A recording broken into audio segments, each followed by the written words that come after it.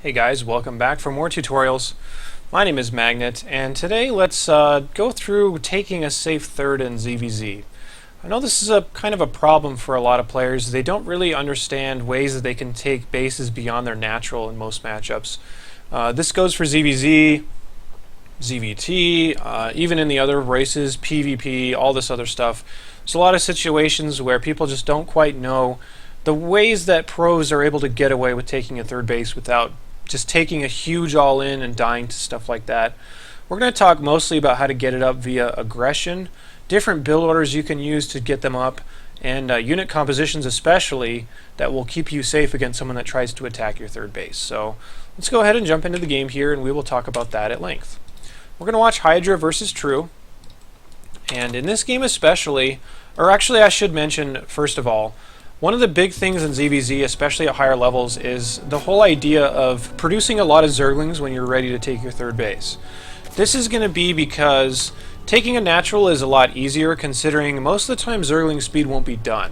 So it's not like taking a natural you'll be punished for not having Zergling speed or being out of position, because you really usually just have one place to defend.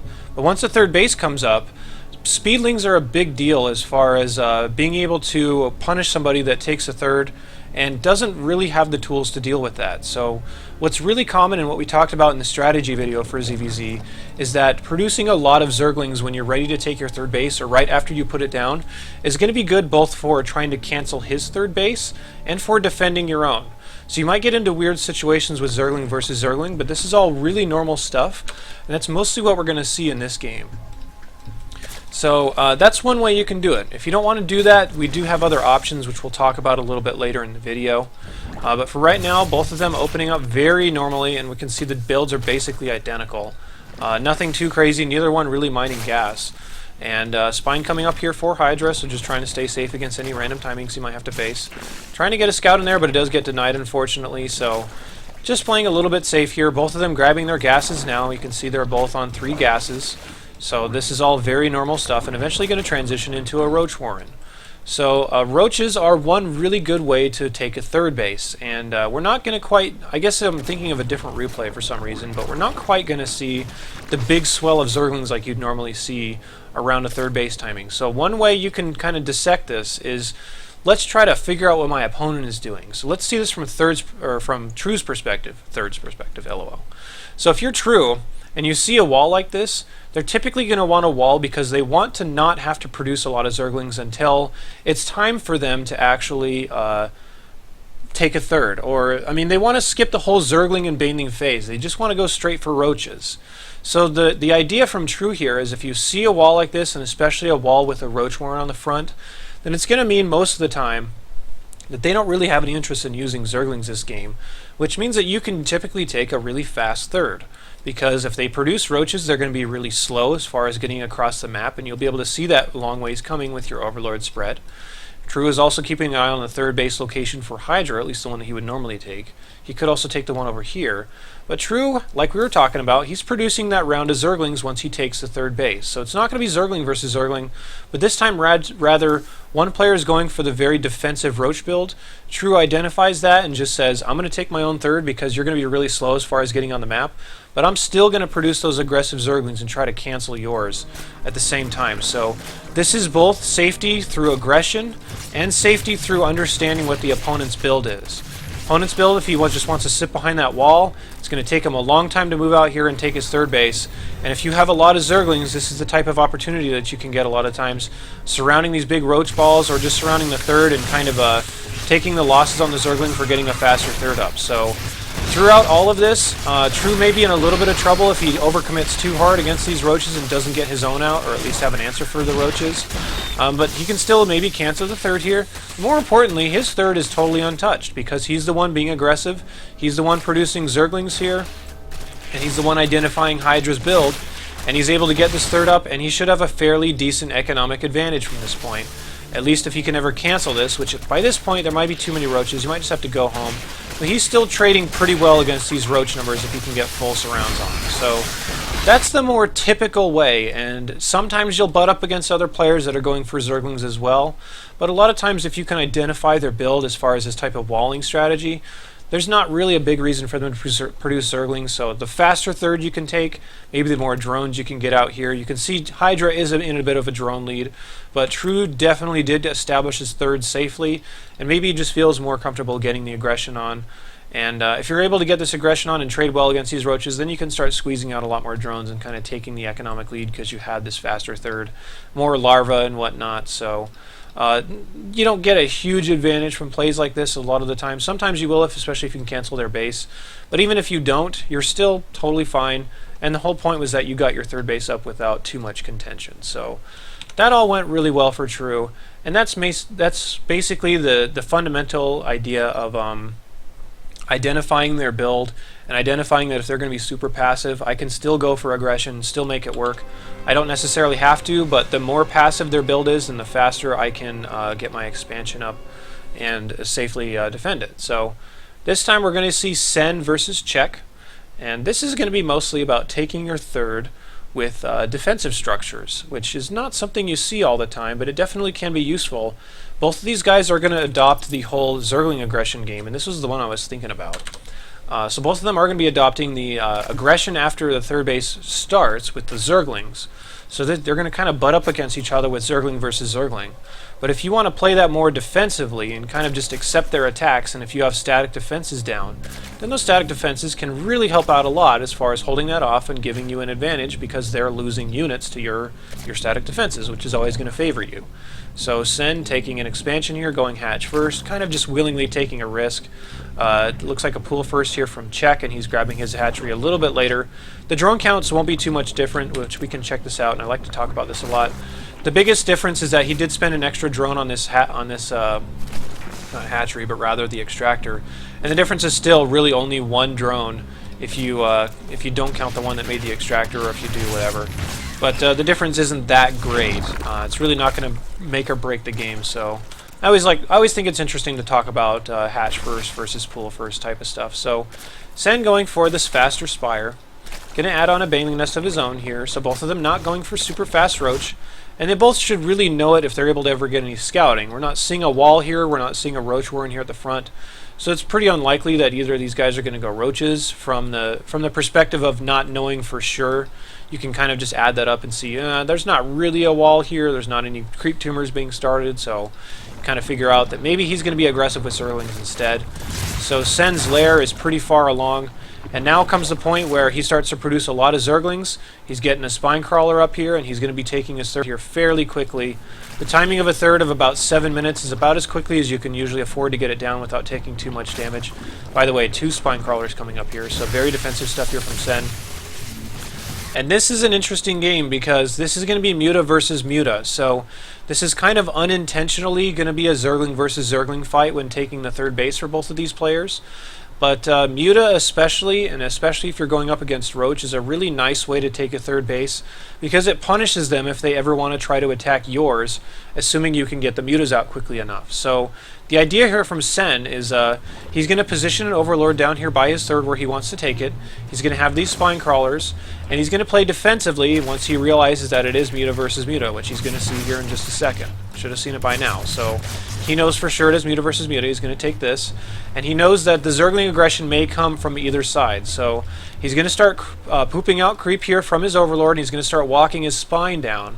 And this is a good way to get your spine burrowed before this hatchery is done, so you have the advantage of having defensive structures here even before your hatchery is finished. So this is a really cool way to do this, and if you just produce your own Zerglings and you stay around the spine crawler, then you're going to get really good trades, and you'll get a much faster and safer third here. Note that Czech should actually have the capability of producing way more Zerglings and Banelings because he doesn't actually have a third base started. So he has those extra resources to work with, and he can spend those extra resources on trying to cancel Sen's third. But if Sen can just manage to hold this off, which we've talked about Baneling Micro already, but if he can manage to hold this off and maybe make him waste Banelings on the spine crawler, this is all really cool stuff that you can do to try to hold this. And you can notice Czech being just a little bit indecisive, mostly because Sen is controlling this really well. And now the Mutalisks are on the way, so it's really just a matter of time before he has this safe third for sure. But the spine crawler is already doing quite a lot of work, and getting every single poke matters as far as picking off free Zerglings or free Banelings as the game goes on. And this will eventually turn into Muta versus Muta, but the big advantage Sen's going to have is he's going to have a third base done way before Czech will, and that maybe even be a point where he can just win the game because he has more gas mining. By the way, a little bit of a mistake here. He did move his Overlord, so he's not really making too much creep over by this Spinecrawler, but it's still not bleeding out because there's still a tiny bit of creep left, and the creep will extend in time, so getting a little bit fortunate there. Typically, you just want to hold your Overlord on position here. And now all of a sudden it's 3 base versus 2 because he's able to defend that with that Spinecrawler. And if it's 3 base versus 2 with a mirror unit composition, especially Mutalisks, you're going to get way, way ahead because you just have way more stuff and way more access, especially to this gas. And that gas is basically 50% more mutas, which means a much easier time winning these types of games. So that was a really cool way to hold a third here, and Czech was basically all in with that type of attack considering he has no third of his own. And even with the Spinecrawler, Sen was able to hold off against the 2 base really heavy aggression attack in the Zergling versus Zergling type of phase. So really cool stuff there from Sen. Something you don't actually see too terribly often, but I really like it. You could even push a creep tumor down a little bit faster if you wanted to connect your creep and at least let your queens help out too. But that's not something you typically see in the Zergling versus Zergling type of aggression styles. So this is going to be Revival versus Slam this time, and this time I want to talk about mostly taking a third base with those roach openers. And I don't know why I disabled my music, probably because I'm pressing the wrong button. So we saw in the previous game, in the first game that is, True was abusing the slow roach build of his opponent in that game. And this time we're going to see the roach build kind of do a little bit better. And mostly it's about waiting for enough roaches to safely take your third base, because eventually Zerglings are just not going to trade well against those roaches.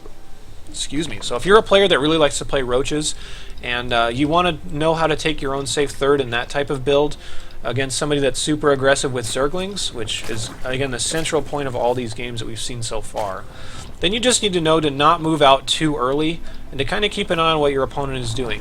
Yeah, they might take a faster third base, but if they throw a bunch of Zerglings away and they don't do anything, that will ultimately actually give you the lead. So we're going to see this kind of develop as time goes on. You can see both these players running pretty normal builds once again, nothing too wild. Zergling speed on the way faster for Slam, so it's very likely he's going to be the aggressor here and Revival is going to be the defender. So Revival had opened up without gas for quite a long time. Now he has 3.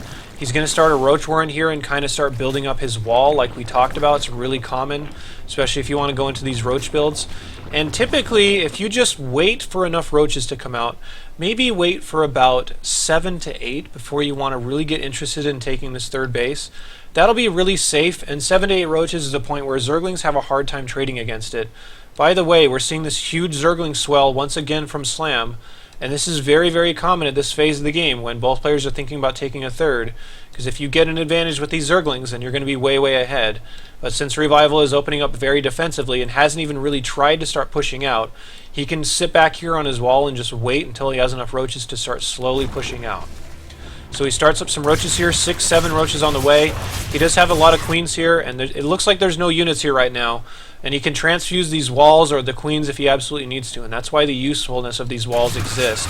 But once he has the 8, 9 Roach count, he's up to 11 right now being produced. The Roach Warren might die if he doesn't transfuse it, but now he has enough to the point where the Zerglings really shouldn't do too much against this size of an army. So this is the whole point of these type of safety Roach plays, is they will guarantee you a more safe third, and they do guarantee you safety against these 2-base super heavy aggression type of plays. So you'll notice the Zerglings are really starting to fall fast, and the Roaches with their base 1 armor and their huge health count going to be able to push this off most of the time. Now he can start rebuilding his Roach Warren, and if there's more Zergling attacks incoming, he can hold those off just fine by rebuilding his wall. But once the Roaches get up to that magic number, maybe 8 or 9 plus, and obviously the more the better, then the Zerglings will just trade more and more poorly as time goes on, and you can just go ahead and slowly push out and take a third base, even if your opponent's being super aggressive. Because he was able to accept that attack and defend it really well, he's actually quite far ahead economically. So that's the reason you're going to see these types of walls and Roach plays a lot of times in ZvZ. They're very common and they're very good, and they're all used for a good reason. That is just because they're so safe and so flexible. Of course, not being in a rush to take the third base is really smart here for Revival until he has enough to start pushing out on the map. And at all times against these type of Zergling plays, you will want to still plug up your wall when you leave anyway. So Once he gets about maybe 5 or 6 more roaches, he's going to be more adventurous as far as pushing out there. You can see 8 more are on the way. And he can start thinking about taking a third base as soon as he can. So yeah, he pushes out there, takes a third, and of course he knows if his opponent has taken a third or not. So if your opponent's ever being super aggressive, but then they just go back home and they take a third base, then that's usually a pretty good sign that if you have a handful of roaches, again that 8 to 9 number is about where they start to become really effective, then that's when you can just go ahead and take your third. But just checking at the status of this game, it's 102 supply to 60. The third base is under absolutely no threat whatsoever because he has so many roaches out right now.